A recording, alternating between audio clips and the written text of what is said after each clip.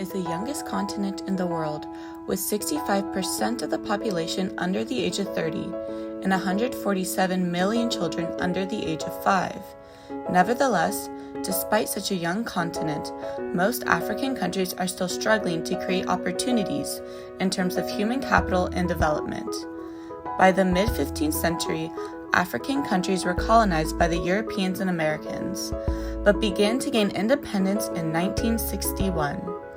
The revolution was declared as optimistic development through the natural resources of the African continent, investment, and promotion of education.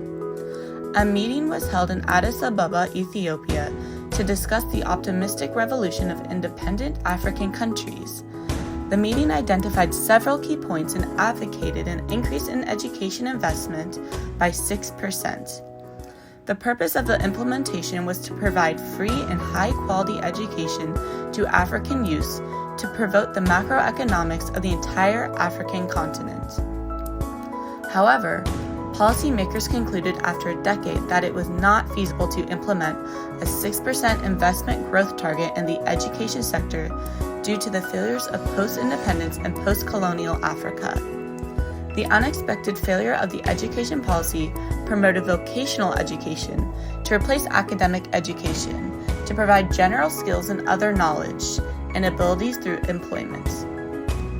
The viable alternative of replacing formal education with vocational education was impoverished because the education authorities in African countries believe that every child should have the opportunity to receive a formal education.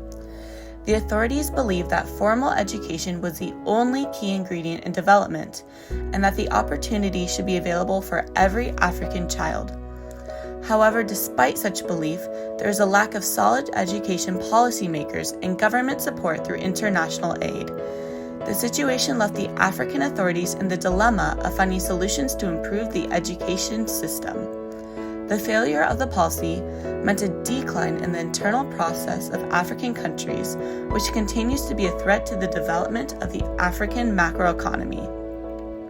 Nevertheless, some African countries have managed to meet the implemented standards, but face the challenge of involving parents in the education of their children.